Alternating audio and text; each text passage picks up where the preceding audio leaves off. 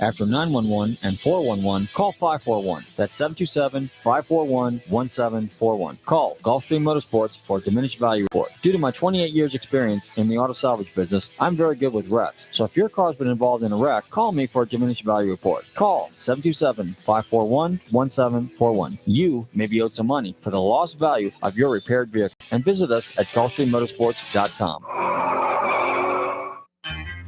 Looking for car shows? Then look no further than FLACarshows.com. On your computer or on your mobile device, FLACarshows.com is a comprehensive list of automotive events, plus videos and news articles. Whether you're looking for car shows, cruise-ins, meetups, automotive festivals, cars and coffees, or anything else relating to an internal combustion engine, then this is a site for you. Check it out online or on your phone at FLACarshows.com.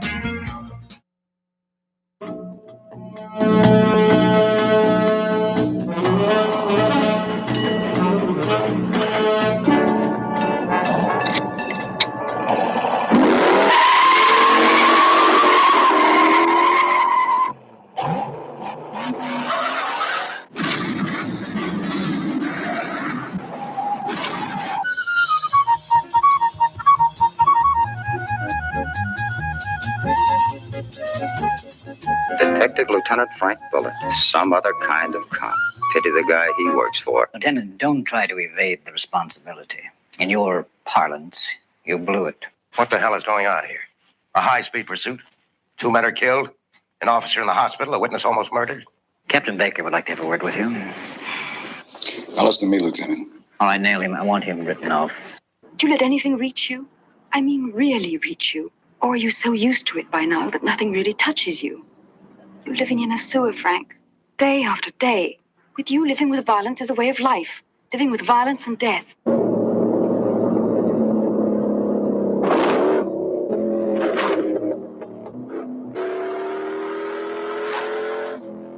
The way Frank Bullitt's swinging, you know he's heading for a crash with that wall of official disapproval.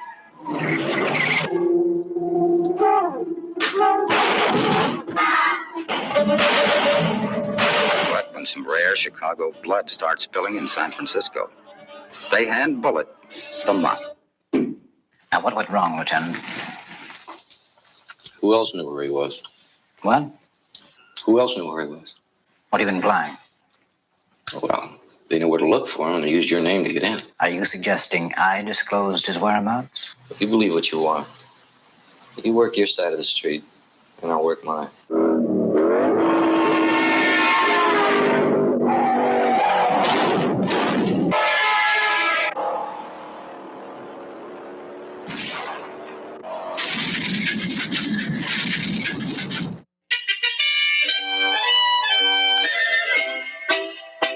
Set the Wayback Machine. Yes, sir, Mr. Peabody. Quiet, numbskulls, I'm broadcasting. Hi, this is Jay Leno, and you're listening to my favorite, nostalgic radio and cars.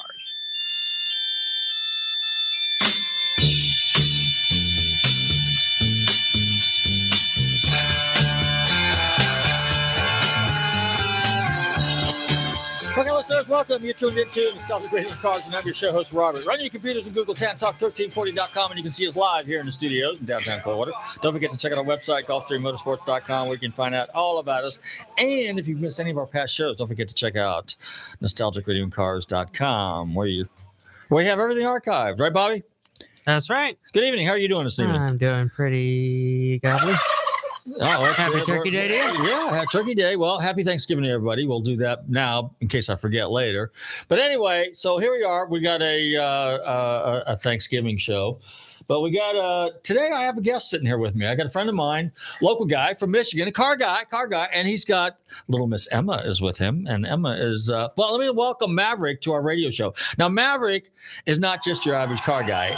Maverick, without any doubt, will do it. Maverick is a YouTuber. Well, he's more than just a YouTuber. He's a car guy, but he's got this YouTube, and it's called Maverick Will Do It. And Maverick, welcome to Nostalgic Radio and Cars, and tell everybody who you are. And well, now you got that Randy Savage thing going on right now. Macho Man Randy Savage. Yeah.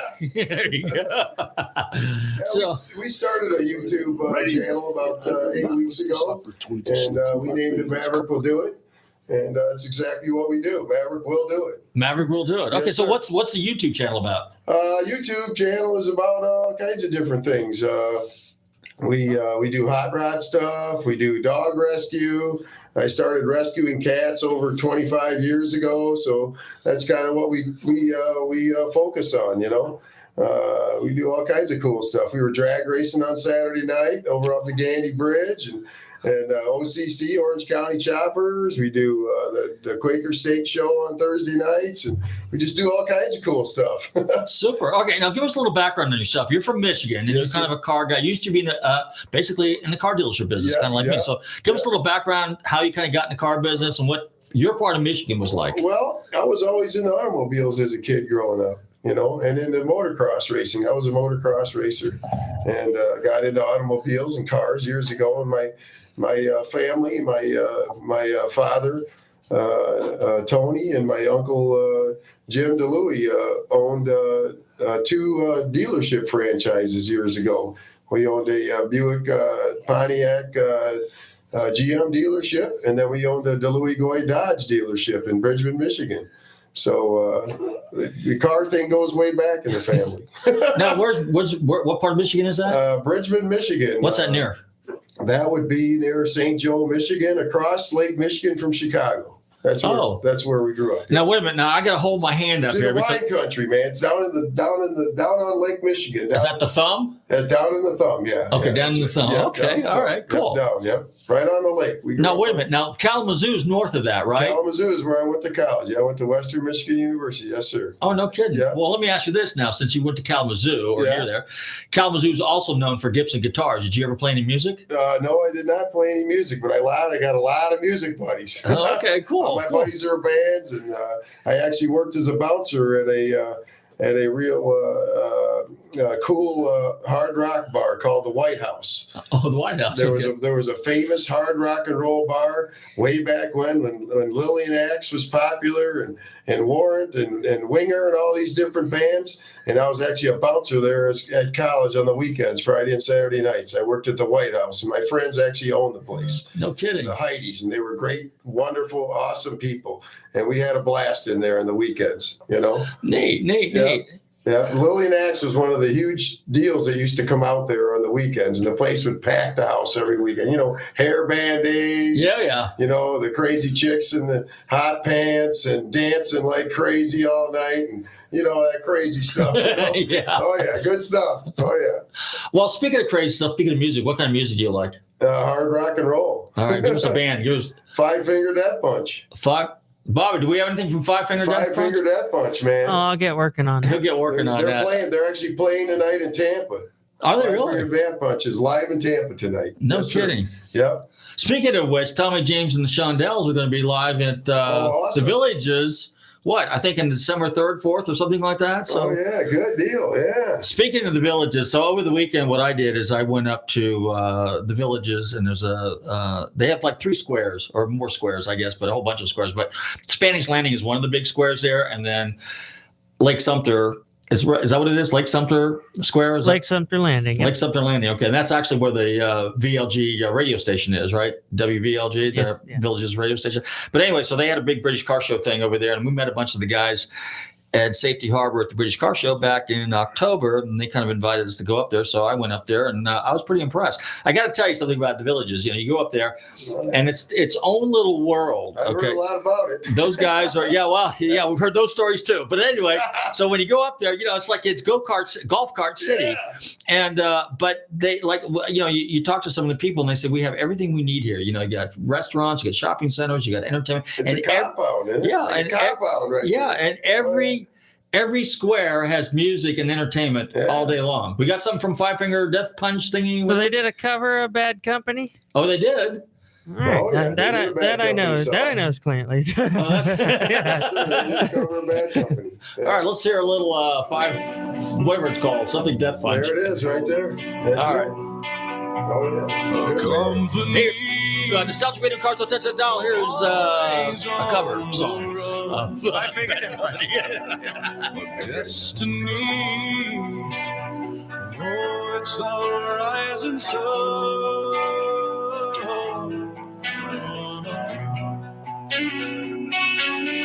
I was born, a shotgun in my hands. Behind the gun, I'll make my final stand.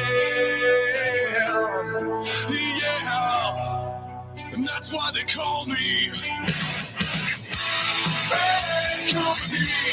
I can't deny. Bad company till the day I die.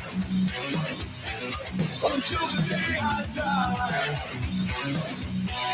Until the day I die. Rebel souls, deserters we've been called. Chose a gun and threw away the sun.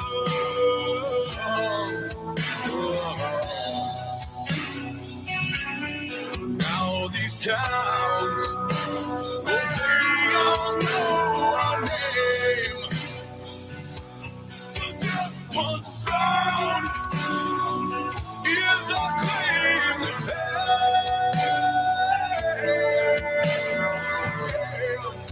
That's why they call me bad company. I can't deny. Bad company till the day I die. Until the day I die. Until the day. Looking for car shows? Then look no further than FLACarshows.com. On your computer or on your mobile device, FLACarshows.com is a comprehensive list of automotive events, plus videos and news articles. Whether you're looking for car shows, cruise-ins, meetups, automotive festivals, cars and coffees, or anything else relating to an internal combustion engine, then this is a site for you. Check it out online or on your phone at FLACarshows.com. You may be owed some money. After 911 and 411, call 541. That's 727-541-1741. Call Gulfstream Motorsports for a diminished value report. Due to my 28 years experience in the auto salvage business, I'm very good with wrecks. So if your car's been involved in a wreck, call me for a diminished value report. Call 727-541-1741. You may be owed some money for the lost value of your repaired vehicle. And visit us at GulfstreamMotorsports.com. Okay, we're back in Achievements and Nostalgia Video Cars. All right, so here's something else I did today, too. I had to go chase my tires from my truck, that's another story for another day. But anyway, while I was on my way back, I stopped by my friends over there at Roosters.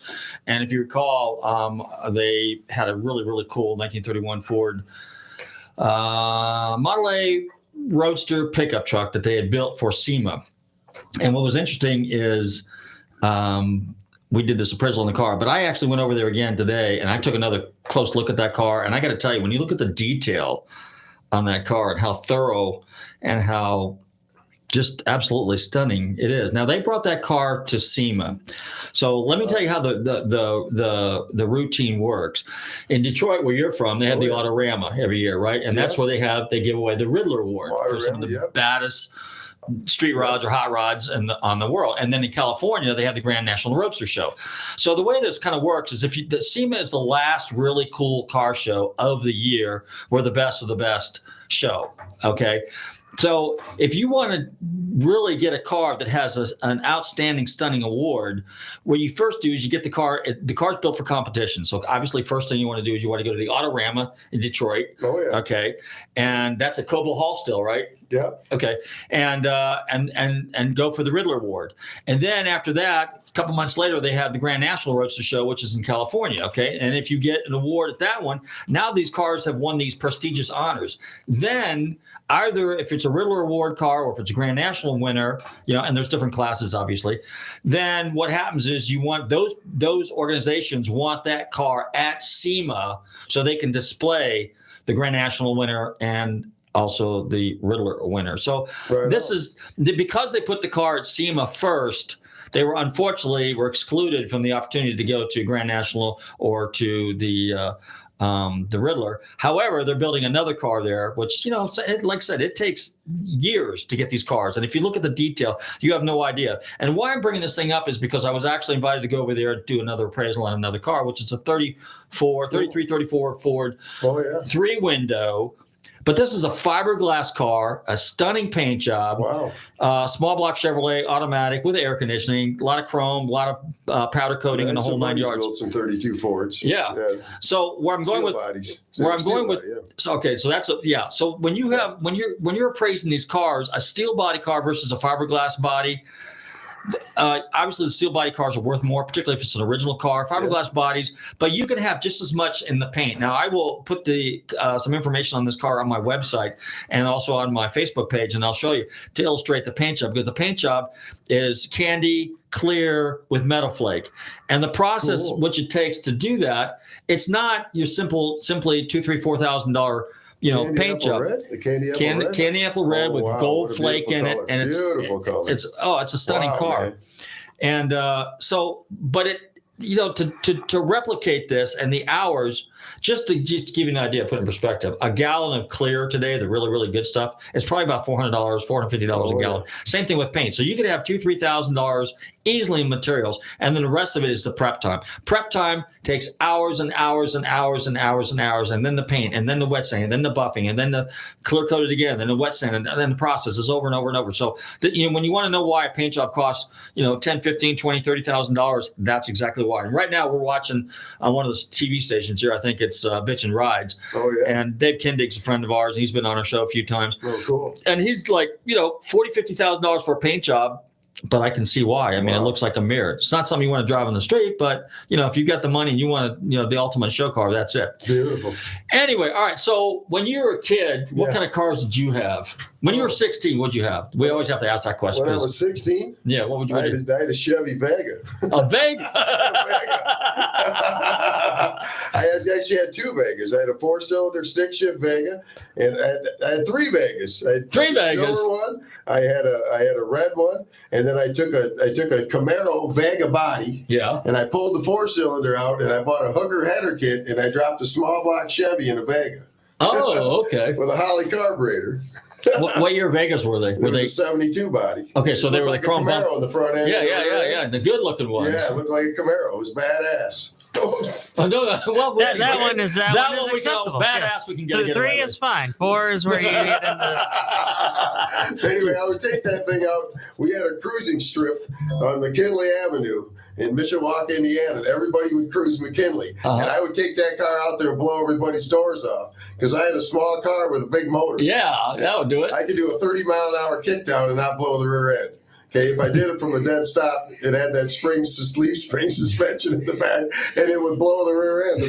The rear end would hop, and then bam, and blow the rear end. Snap the drive shaft. Another rear end to replace it. But I had the fastest 30-mile-an-hour kickdown car, quarter mile. I could beat anybody. Well, that worked. That thing was cool. With here is a complete lack of respect for the law.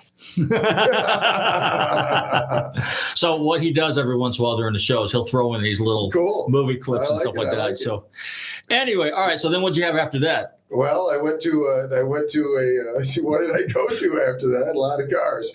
I went to a 79 Z28 Camaro. Oh, I bought that. Yeah. And I actually still have that car in my shop today. That's the silver one? That's the silver one. Bobby, he's got a 79 Z28 automatic car. All original car. Yeah. All original car, yeah. So you've had that long? I've had that for 37 years. Tell us about this Mopar that's on your YouTube channel here. That's a CUDA. That's a Barracuda CUDA. That's a 1972 Barracuda CUDA. So tell us the story on that car. Well, that car came from a guy named Bill Stanek, and he was a mechanic at Vernon M. Ball in Elkhart, Indiana. And he actually had a Superbird. He had a Superbird built it. He was a hot rodder guy, and he had a Superbird. He rolled his Superbird by the White House. I told you about the hard rock and roll. He rolled his Superbird there one year, and he put it back together. And he ordered a 72 340 pistol grip 4-speed CUDA. Okay, and he traded the Superbird in on the CUDA, and I got the paperwork to prove it.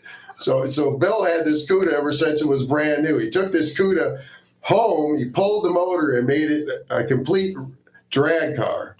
The car's only got 10,000 original miles on it. Okay, and he drag raced it. He made it a 13-1 340, so it's hopped up. He changed the rear end, the tranny, the clutch, everything. It's hopped up. It's a 10, 11, 12 second quarter mile car that runs on race gas only. So I bought the car from Bill when he got a divorce. So he owed his wife like 10 grand or something. So I run into Bill because he married a relative, and I heard through the grapevine he had this car on jack stands in a storage building. So I arranged an appointment with him, and I went and looked at the car, and I didn't act too excited about purchasing it because I knew he was very attached to this car, right? So he had lost it in a divorce. He got it back from the ex-wife, but he had to pay her money. So he had to sell the car to pay her. That was the story. So I left there not showing very much excitement about the automobile, and I called him a week later and said, I'll take it. Okay. Well, he had a set price on the car at $7,500, and I called him and told him I wanted it. He told me it's going to take 10 to buy it, and I said, "Fine, I'll pick it up. But nobody come get it." You know. So he's like, so I went over to pick up the car. He had all these original beautiful parts for this car. Okay. All the originals. I have the original air element. I have the original cam. I have the original lifters. I have the original pistons and rods. I have all that original stuff. That's cool. Okay. It's all original boxed, and the air element is original from the car from 1972. It's in the air element. It's all brand new stuff. Okay, original thermoquad. That came on the car. Okay, so I went over and picked this up. He's like, "Man, I think I got the paperwork for this thing somewhere, but I don't know where it is." And I said, "Well, fine, I'll pick it up whenever you find it." So a week later, he calls me. And he's all excited. He's like a little kid in a candy store, He's all excited. "Hey, Maverick, I found the paperwork for the car. I got all the paper. You can come over and pick it up." I went over and picked it up. It was like Christmas, This is like Christmas for a car guy. You get all this original paper for this original car. It was just awesome, Awesome. So I've owned that car for 27 years. That's good. That's good. Yeah, so it's a beautiful, beautiful machine. So it's on my Facebook page. All right. So now, and I noticed it's got a nice big Trump sticker on there. Oh yeah. All right. Good Trump. We support Donald Trump. Yes, there sir. you go. Yes, sir. All right. So now you were telling me earlier you were out at Gandy this weekend, playing around. You were teasing the kids. Yeah, I went to Gandy. I went back home to Michigan to take care of my mother, and I found out a buddy died of COVID. So then he was a hot rod guy like me, and he had a barn full of hot rod cars, and he had a Z06 Corvette was one of his prized possessions. So I went to the sale and I bought this Corvette. This is where we're going with this. So I brought the Corvette to Florida on a U-Haul trailer, and unloaded it, put it in the barn. So I thought, I want to go have some fun with this thing. So Saturday night, we went to St. Pete Bike Fest over at Orange County Choppers, a Barracuda, Harley Davidson. And I run into a buddy that's got a Mach 1 Mustang. He says, "Follow me over to Gandy, Maverick. I'm going over to the races on Gandy Bridge on Saturday night." And I'm like, "What's that?" He goes, "Follow me." So on the way over there, I drag race him. Down 49th Street. Then we hit 275, and I get this Camaro pull up next to me. And I run over Gandy Bridge. I must have been doing 150, 160.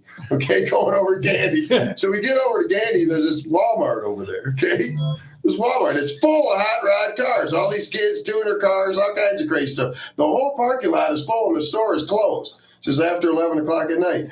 So then you hear these guys, they're coming in and out, and I'm walking around and stuff. I'm like, "Man, this is cool, man. This is cool." My buddy's like, "Man, this is cool. I hang out over here on the weekends, Like, yeah. So we walk over to the edge of the parking lot, and the kids are racing down this service road next to Walmart. So I'm like, "Screw it. I'm going back to get the car. I want to go race it." So I walk back to the car, and I'm like, Emma, we're going racing. The doggy. Yeah, this is Emma, guys. Now, is she a rescue dog? Yeah, this is a rescue dog. This is Emma. She's a little Chihuahua. Yeah, How old is Emma? Chihuahua. She's 12 years old. Yeah. She's as old as our radio show. Oh, yeah. She's a sweetheart. This is Emma. Hi, Emma. How you doing? She's the star. I just follow her lead. Okay. So anyway, I put Emma in the passenger seat. We go racing. So we're running down the service road a few times with these kids. So I got this other young man approach me. He's like, "Hey, man, you want to race?" I'm like, "Yeah, let's go line them up." He says, "I got a Lexus." I said, "No problem." I'm racing my buddy's vet, the 6-speed Corvette Z06. I'm racing this thing, So I pull out, and I'm getting ready to line up, And guess what comes? The Christmas tree goes up, and this cop's coming in.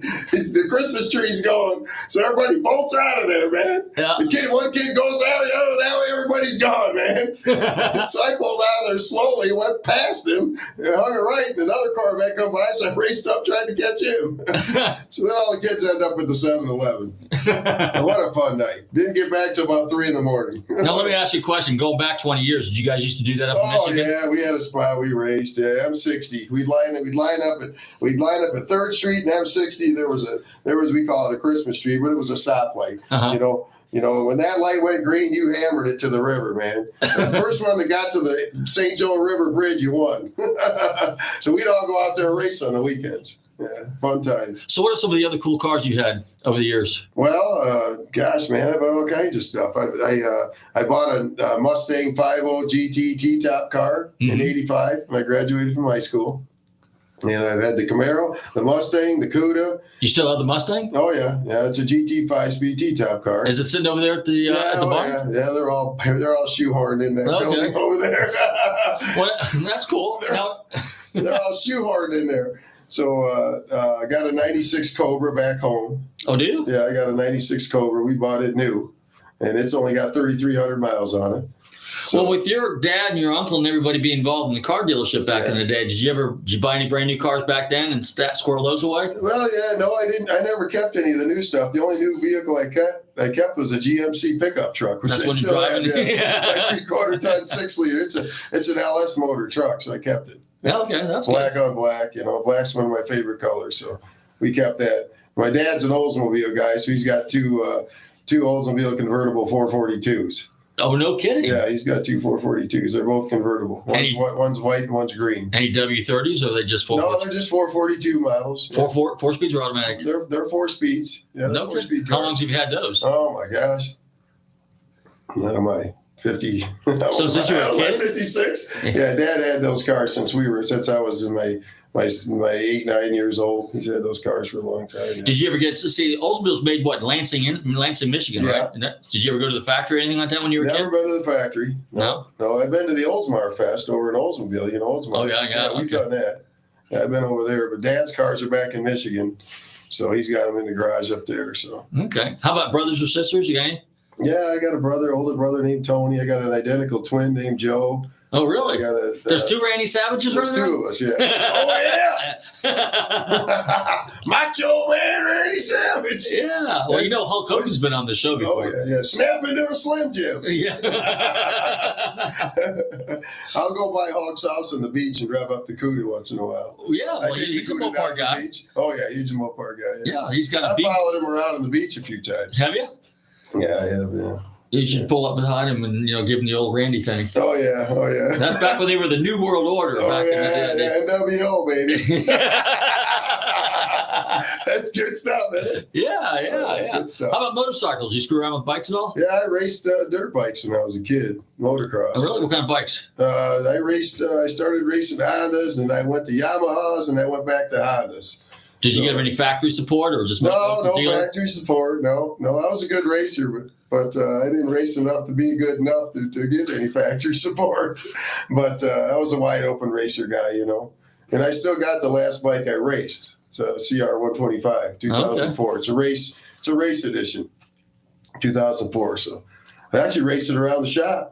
Oh, is that the one you see buzzing around the shop? I raced around the shop. I just rebuilt the carb on it, put new float, needle, and seat stuff in there.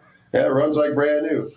So what's it like being a kid and your dad and your uncle and everybody's got a car dealership? What's it like? Oh, I don't know. Is it a kid in a candy store? I mean, well, yeah, it was interesting to go into the car stores. We were young, when they owned those things. So, but Dad was a Whirlpool man too. He worked for Whirlpool Corporation. Oh, really? So so he was a Whirlpool man, and then they owned the dealership, and then they actually owned a very large body shop in Stevensville, Michigan, called Lakeshore Body Shop. So they had 25 employees working for them there at one time also.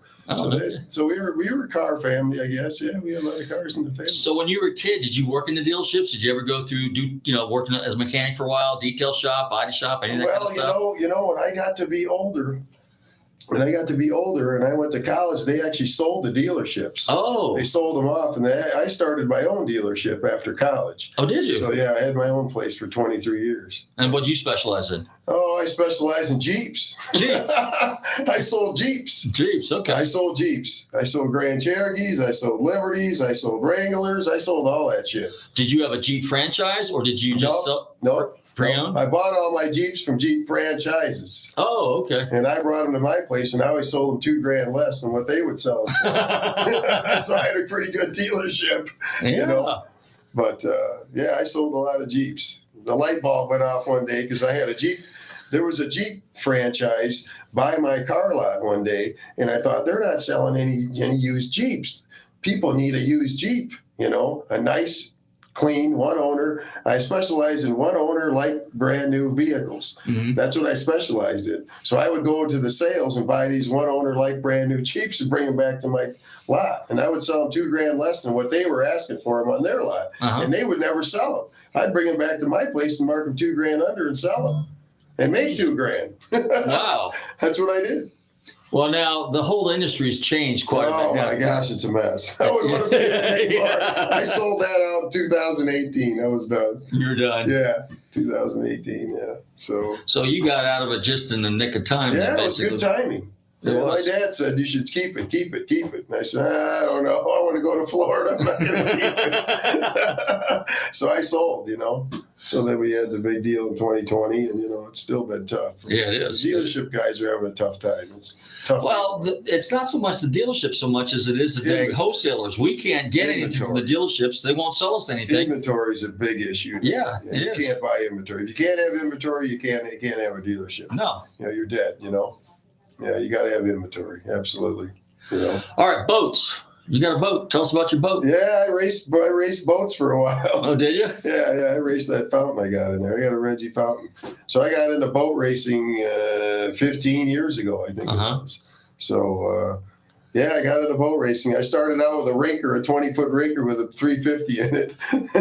And then I went to a Wellcraft Scarab with a big block in it. Yeah. And then I went to the fountain. So with twins, you know, the racing boat. So I made a big jump from the Wellcraft single engine boat to the fountain. Oh, yeah. The fountain's a big boy toy, you know. Has it got twin engines on it? Oh, yeah, it's a twin, yeah. Okay. It's a twin LS motorboat, so it's pretty fast. Okay. It's fun. Yeah, it's fun. It's freshwater boat. I only want it fresh water. I keep it like brand new. So I run it in Tarpon Lake once in a while. You don't even take it out in the Gulf? No, I don't use it in the salt. Really? No, I only race it in fresh water. So I did a race in Missouri in 2020, Lake of the Ozarks, and then I did a race in Kentucky in Lake Cumberland this year with it. So I had some fun with it. Well, about once a year, I'll take it out and race it. Well, now, what about, did you ever take the boat up? I mean, did you rent it up in Michigan? I raced it on Lake Michigan a lot. Well, Michigan's salt water, isn't it? No. Lake Michigan. You got your 5 Great Lakes states. I grew up on Lake Michigan. It's a big, huge, fresh body of water. Okay, so there's no salt coming in there from the ocean to the river and anything like that? No, there's 5 fresh Great Lakes, you know, up in the Michigan area. And I lived on one of them, which was Lake Michigan. We grew up there. Okay. So that's where I raced the boat mainly, you know, in the beginning years, you know. I hear the water can get pretty rough up there. Oh, it's rough. It's real rough. I'll tell you a story. Go ahead. We love stories. I'll tell you a real story. Okay, tell us a real story. Okay, I always went across the lake for Air and Water Show weekend. In September. Chicago always had an air and water show. So we always got together and we would race across the lake. Okay. And sometimes you're going across in 10, 12, 15 footers. So you got the nose down, you got the drives in, and you're going through the waves and you're cutting the waves in half. And the waves are going over your head and they're landing in the boat and your villages are pushing the water out. It's crazy. No kidding. So last time I did that, I had a helicopter follow me all the way to Chicago. Yeah. Cool. Dang. Real story, man. Fun, crazy stuff. What kind of speeds were you driving? You run about 40, 50 mile an hour through the waves, but the boat's designed to cut the waves in half. It's got bottom. It cuts the waves, and then the windshield's designed to shoot the wave over your head. Okay. So you go straight into them. You go straight through the waves. Cuts them in half and... Didn't you worry about pitch pulling or anything like that? No. The boat goes straight through them. Straight through, really? Straight through them, man. It's crazy. Oh, dang. Crazy cool stuff, man. After I did it, I got over to Chicago. I said, man, what are you doing, Maverick? You're nuts. I said, "You're nuts. What are you doing?" So then one year I went over with my girlfriend. The lake was flat, okay? Yeah. And on the way back, we had 12, 13, 15 footers on the way back.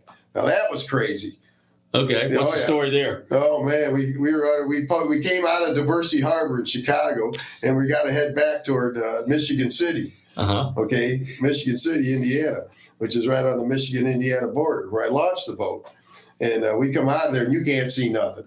I mean, the cloud cover is dark and gray. You can only see 10 feet over in front of the bow of the boat. So you're running your GPS, you're running your compass, and you got the nose down, and you're going through the waves, and it's crazy. It's cold. It's 50 degrees out. It's cold. So I got the girlfriend sitting next to me. She's a school teacher. She's got to go teach on Monday morning. So I'm like, we'll take you back, you know. So then back at Diversity, I got all these people approaching us. You better not go out, Maverick. You better not go out there and go across that lake. And I said, I go across that lake. How many miles is it? How many miles? It's about 45 miles to get to Michigan City. It's 65 to get to St. Joe. Okay. So we went 45, then we went another 20. And so anyway, everybody's like, you shouldn't go across. I said, I can go across that lake in my boat. There's no problem. My boat won't sink. That boat won't sink. And I know it, you know. Reggie Fountain's never had a hull failure, so that's one of the best built racing boats on the market, you know. Well, you didn't want to end up like the wreck of the Edmund Fitzgerald, right? But that was Superior, though, right? But that was cool times. We got across the lake, and then we ran across the top of the waves down to St. Joe. So you could actually run across the top of these. But the waves are so big, you could run across the top of them. It was just cool. Really? Yeah, cool. I wish I had a videotaped it, man. Just kind of chine walk across across the top of the waves. Yeah, the boat would go right across them. Yeah, Lake Michigan's a pretty big, crazy body of water. It'll get 10, 15, 20 footers like now, you know. Jeez. So it's crazy. There's a lot of boats sitting in the bottom of Lake Michigan if you do rescue. But fun times. But yeah. Let's talk a little bit about rescue pets a little bit there. Yeah. So how'd you get involved in that? Well, I started rescuing cats. Really? About 35 years ago, I started rescuing cats. How'd that come about? Well, I guess I had a girlfriend that started bringing them home. Okay. A lot of them were little kittens. Yeah. And she would bring them home, you know. So then we would find homes for them and adopt them out and stuff. And we kept several of them. And one of them was a blind cat that had lost both his eyes.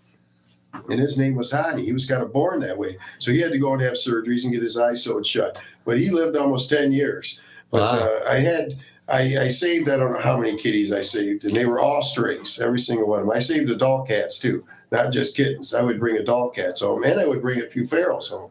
So they all ended up being just wonderful, just great house pets, and they were the best thing in the world. I miss all my kitties.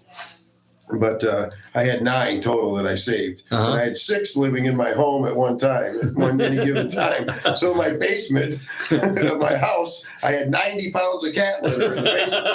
Okay, so each box you could put 30 pounds of cat litter in. Yeah. So you'd have to go down twice a day and scoop these boxes. So that was a project, let me tell you, dude. That was a big project. But I loved all my kitties. They all lived about 23 years until they all passed away. Really? That long? 23 years? 23 years, yeah. Well, we're doing good because how old's Tabitha? Tabitha's what, about 18 now? Oh, I had a Tabitha. 17. Oh, yeah, I had a Tabitha. She lived at 20 years old. No kidding. Yeah, wow. She was black. She showed up on the boat. Yeah. She had a little white thing on her chest, and she was all black. And she was the smallest kitty we had. And she was the boss of all the kitties except for Goldie Boy. Goldie Boy was the alpha cat. Big Boy, Goldie Boy, or Blondie. He had 3 names. He was a big orange Tom, and I brought him home from a customer that worked for me. So anyway, I brought him home, and he was a big, huge Tom, and he was the boss of all the kitties.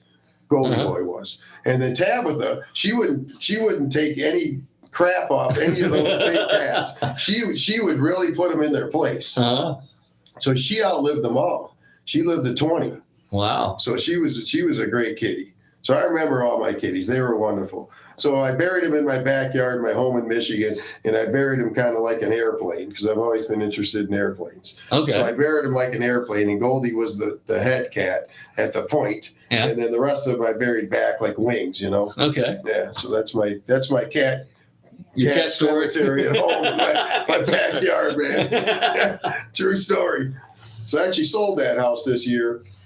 And the new owner, there's gravestones back there, and I went and I approached the new owner. I said, "Look, man, just leave these here if you would." I said, "This is my cat cemetery back here." He said, "No problem, man. We're gonna leave it the way it is." Super. So that was good. So then then you morphed into dogs? Went to dogs, yeah. Went to dogs, and this is little Emma.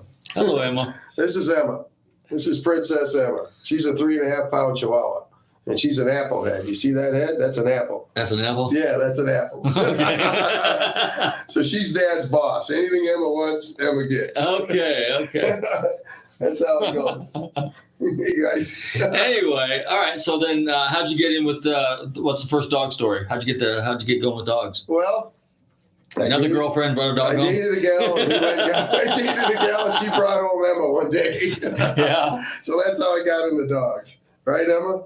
Oh, look at the little baby. She's ready to go to sleep. How many dogs have you rescued? Oh my gosh, we've rescued a lot of dogs. So we go on a trip usually once a year, and we'll rescue a dog from another state, and we'll bring the dog back home here to Florida, and then we'll find a nice home for him. So the last one we rescued, we got him in Arkansas, and his name was Chief. Chief Ten Bears. His name was Chief, and I named him Chief Ten Bears. Okay. So we had Chief for about 3 months, right, Emma? So Chief was Emma's boyfriend. Oh, okay. What kind of dog was Chief? Chief was a pit bull. Oh, pit bull. And he's the biggest sweetie in the world. Okay. And he was Emma's boss. Or Emma was his boss. Emma bossed Chief around. So we get to see Chief whenever we want, don't we? Huh? Oh, is Chief around? Yeah, Chief's here in Florida. Yeah, he is. Yeah. Okay. Oh, baby. Oh, look at the baby. Look at the baby. Oh, look at the baby. What are we doing, huh? Huh? Your crazy dad's always doing crazy stuff, isn't he? All right, so you mentioned airplanes. Did you ever play around planes? Yes, I did. You did. All right, tell us about that. We never really had anybody on here talking about aviation. Since I was a boy, I played around with planes. We had a World War II hero pilot in the family. His name was Frederick Liddy, and he flew in the World War II. Mm-hmm. And when he retired from the war, he went to work for National Standard and Simplicity Patterns and Tyler Refrigeration in Niles, Michigan. And he ran the airport there for over 40 years. So there's a big obituary about Frederick Liddy on the internet. And I flew with Fred when I was a boy and up through college. And then when Fred passed away at 92 years old, and he was a decorated pilot in the military. But he was a great guy. So I've always been interested in planes. So I've actually been going to the small airport over here in Clearwater and taking lessons to get my pilot's license. Really? So I'm working on that. Yeah. Okay. I'm working on that now for about 3 years. What type do you have? Is there any particular type of plane that you like? Just a small wing Cessna. Okay. You know? Yep. Single engine. Yeah. Do you plan on getting instrument rated at some point in time, or just going to be? I don't know. We'll see. We'll see. We're just having fun with it right now, you know. Well, when you were up there with your uncle, then did you fly with him? I mean, I flew with him. Yeah. Did he teach you to fly? Yeah, I always flew. He taught me how to fly. Yeah. Okay. But I never did get the license, you know. I got you. So we're working on that right now, right, Emma? And she loves to fly too. She loves to fly too. This dog's done everything. Okay. Motorcycles, jet skis, snowmobiles. We rode snowmobiles for years. Talk about snowmobiles. Yeah, we rode snowmobiles in the UP for about 9 years. Okay. And the state of Michigan has about 20,000 miles of groomed snowmobile trails through the woods of Michigan. So my father built a retirement home on a small lake up in Michigan called Sand Lake. So we always went up there every winter and we snowmobiled the trail systems in Michigan. Yeah. Sand Lake, really? Yeah, Sand Lake. Yeah, my dad has a home on Sand Lake in Michigan. So we would go snowmobile. We would unload the sleds in the front yard of the house, and we would leave the house and ride the trails. So a groomed snowmobile trail is about 10, 12 feet wide. And it's groomed. You can almost drive a car down it. So the state of Michigan maintains the trails throughout the whole season, you know. How many people? I mean, is it like, so it's basically a recreational area? It's a recreation. You got to buy a recreation sticker. Okay. You got to have your snowmobile registered, insured, and you can drive these systems, you know. How about snowmobile racing? Did you ever do any of that? No, I never did any snowmobile racing. I always wanted to. I always wanted to race snowmobiles. I did go to a lot of snowmobile races. Okay. They call it snowcross. Snowcross. Snowcross, yeah. So I've been to as many snowcross races. And I wanted to get out there one year and do it, and I didn't. I think I ran out of time age-wise. Not in your head, though. Your mind doesn't change. Your body changes, but your mind stays the same. Well put. Well put. Yes. All right, let me ask you this. Another thing that's real popular up there is ice motocross on ice. Oh, yeah. With spikes. Have you ever done any of that? Yeah, well, we used to go to a festival every year called Tip Up Town. Yeah. They call it Tip Up Town, USA in Houghton Lake, Michigan. Okay. So we would go every January. It's the second and third weekends in January, and they would do that racing. They'd have the spikes in the tires, and the guys would go out there and race. And then, of course, they had the snowmobile drags. The guys would go out and do the snowmobile quarter-mile drags on the sleds, you know. So I did some of that because I had a racing snowmobile. Okay. I had a Skidoo, an MXZX 800. It was a twin mill. And I ordered it brand new in radical red in 2001.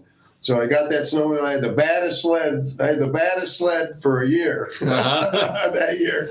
So I'll tell you a story about Houghton Lake. Okay, the winters got warm in 20, 21, 22. The winters got really warm. They were warm winters, and we would go sled the Houghton Lake, which would freeze over in the winter. Well, I went out there. There was a water hole out there on Houghton Lake, and you could ski across the water on your sled. Okay, so I was out there showboating one year with the new sled, and the ice was thin, so I pulled up to the edge of the ice to take off and go across this big water hole, and guess what happened? The ice broke underneath me. And the sled shifted about 3 or 4 inches down, and the ice dropped, and the sled dropped, and I dropped. So I squeezed the throttle. I said, "Oh heck, I can make it across here." So I squeezed the throttle, and I made it halfway, and I went to the bottom. Brand new sled, $12,000 sled, the bottom of the lake. Is it still there? No, I had to drag it out. Yeah, drag it out. How deep's the lake? Right there in that area, it was about 5 feet deep. Oh, okay. So I was able to get the sled out with a rope and about 10 guys pulling and lifted the skis up on the ice, and it would break, and I'd move the ice, and we'd drag it a little further and drag it up on there. So we had to drag the sled back to the cabin. I had to work on it for about 3 hours to get it running, you know. Dump the water out of the motor, dump oil down the cylinders, and put the plugs in and pull the shit out of it till you got it started. So anyway. All right. So now, fun times. Imagine the water was cold. Cold. Hypothermia. I thought I was going to drown. I really did. Because you can feel your body slowing in the cold water. So that was kind of scary. Oh, really? You could actually feel it? It was. Yeah, I could feel it. Yeah. So if it was 5 feet of water, it was. It was scary. I was up to my chest. Up to my chest. Yeah. Oh wow. So I had to get out of there. I was in the water for about 30 to 45 minutes almost. That's long enough. Yeah, it was long enough. To get you. Okay, so how far from the shoreline were you? Oh my gosh, 200 yards probably. Oh, that's 2 football fields. Yeah, we were pretty far out. Yeah. That's okay. So that was scary. I never really got scared of anything in my life before, and I was scared because I thought I may drown. All right, Maverick. Yeah, we got a few minutes left here. We got about 3 minutes left. Okay, so on a YouTube video. So tell people about your YouTube video. What's one of the coolest things that they can see on your YouTube channel? Well, what's the coolest thing you can see on my YouTube channel? Well, you've been doing this now for how long have you been doing this? Well, we just started this YouTube channel about 8-10 weeks ago. Really? This channel, yeah. Oh, okay. Yeah, we started the channel about 8-10 weeks ago. We thought we'd do some dog rescue, you know, and yeah, I mean, I got some street racing on there. I got me running around Dunedin my side by side. I got. Yeah, what'd you guys do there? You guys went down there for Halloween. I dressed up. I got a big side by side Kawasaki, so I dressed it up for Halloween. Okay, and you had a trailer, right? Yeah, went down to Dunedin with it about 3 weekends in a row. And we towed people around town during Halloween, all dressed up. I was dressed up as Zorro. My buddies were dressed up on the wagon. We had a blast. You know, we just do kind of cool, crazy, fun stuff. So if somebody wants to maybe participate in one of your YouTube videos, what what kind of stuff are you looking for? I mean, people are listening, so what kind of stuff you want? Interesting, fascinating, different stuff, right? Oh yeah. We're planning on some events at some of the local animal shelters here. We're going to get together with some of those after the holidays and help with some dog rescue and some adoption, things like that. I'm going to do a lot of cool car stuff because I'm a car guy. Speaking of car stuff, you're going to go to Turkey Rod Run this weekend? We're going to Turkey Rod Run this weekend. Yeah. Are you going to do some Maverick will do it at the Turkey Rod Run? Yeah, we're going to do Maverick will do it there. Yeah, I'm taking over the CUDA. We're going to take the Barracuda over there and cruise around. And I got 29 other guys going. Okay. It's a big group. Russo's Mod Shop, Okay, yeah. Russo's, they're all going. So Pat's in Dunedin. Yeah. Pat's place there. He's bringing 3 cars. Oh, okay. So it's a big event for all the hot rod guys. Have you been there before, the Turkey Rod Run? Yes, that was at Turkey Rod in 2020. Yeah. Okay. What other car shows do you go to around here? We do Quaker Steak and Lube on Thursday night pretty regularly. Yeah, Quaker Steak and Lube, we go there. And then we usually go over to Barracuda, Harley Davidson, and OCC after Quaker Steak. Kind of hang around, listen to the band, do some things like that. But we do a lot of cruising down around Dunedin at night and Clearwater, and just kind of get the car out, take a cruise at night. There you go. The weather here is just beautiful here in Florida, so it's just wonderful. Are you ever planning on? How often do you go up to Michigan? I go back to Michigan usually. I plan on going back for the holidays to see Mom and Dad. So, So I'll probably be back around there around Christmas and New Year's. Okay. So, and then we'll be back after the first of the year. So I forgot to ask you, how about skiing, snow skiing? I did some snow skiing. You did some snow skiing? I did some snow skiing, yeah. My dad actually likes to snow ski. And my dad actually likes to snow ski. Oh, really? My dad's 84 years old. Well, good for him. My brother Tony, he's a big skier too. So. Okay. Where do you ski in Michigan? You ski all kinds of different places. Cabernet Peaks is one there. It's near the home, near our place up north. So that's what we've usually been skiing, Cabernet. We're near the lake house up there in Michigan. So that's in Wellston, Irons, Michigan. Yeah, it's near Cadillac. Near Cadillac. Yeah, if you get to Grand Rapids and you get to Big Rapids and you get on Highway 55 and go toward Manistee, you run right into us over there, Sand Lake. Okay. Yep. So now, if you go back to Michigan in the summertime, are you going to do any Maverick will do it stuff up there? Oh yeah, absolutely. Yeah, we'll do some stuff. Yeah. All right. Yeah, we'll do some stuff up there in Michigan too. How we doing on time there, Bobby? We got 2 minutes left. Right on. All right, 2 minutes. Well, Maverick, I want to thank you for hanging out with us. Why don't you go ahead and plug your thing one more time for all our listeners here? This is Maverick will do it on YouTube. Maverick will do it on YouTube. We'll hold this up right here. Like and subscribe, and this is Baby Emma. That's Baby Emma. and hanging out here with us is Scooby Doo. This is Scooby Doo. Hey, buddy. Look at this guy. Nice. That's a big dog. I love Scooby. Look the at big Scooby, dude. Emma. Look at Scooby. You like Scooby? She's like, no, I want to sit on his head. Well, Maverick, it's been a pleasure having you hang out with us here. Well, obviously, we'll try and get some people to tune into Maverick will do it. Maybe you'll see us on there once in a while, too. Absolutely. In the meantime, I want to thank all my listeners for hanging out here with us. Nostalgic Radio Cars. Don't forget to check us out here every Tuesday night between 7 and 8 p.m. on the TAN Talk Radio Network. Bobby, thank you. Happy Turkey Day. Happy Thanksgiving to you. Happy Thanksgiving to you, too, Yes, Maverick, and Emma. And so hopefully we'll see some of the car shows. I mean, you might run into Maverick out there. He might be doing his Randy Savage impersonation. Oh, yeah. Macho Man Randy Savage. Anyway, so we'll see some of the car shows. In the meantime, everybody stay safe, drive carefully, and love your family. Rain to see, week to week, day to day, hour to hour, day straight, deep and wide. Bring on through to the other side. Bring on through to the other side. Bring on through, bring on through, bring on through, bring on through.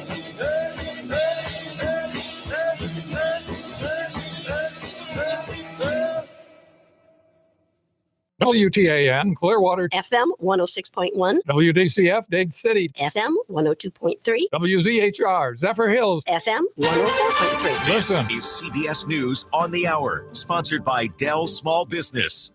I'm Jennifer Kuiper in Chicago. AAA predicts over 54.5 million people will travel 50 miles or more from home this Thanksgiving holiday, an increase of 1.5% over last year. WBZ-TV's Anna Myler at Boston's Logan Airport. Patricia Sweeney is heading to Albany, and even though there are no direct flights from Boston, she says it's still a better option than sitting in traffic. And I can relax. I've got a book to read. I'll get a cup of coffee. Life is good. And she shared the best advice that doesn't only apply to traveling during the holidays. The only thing in this entire world that you can control is yourself. You don't have any control over other people, other conditions, the weather. You know what? I choose to just relax and go with whatever happens. White House COVID response coordinator Dr. Ajit Shah makes a push for people to roll up their sleeves. The best way to save lives this holiday season is to ensure that all Americans, particularly seniors, get their updated COVID vaccine and their flu vaccine. The push comes as the U.S. deals with high levels of influenza, as well as the respiratory illness RSV. The White House says 35 million Americans have received the updated shot so far.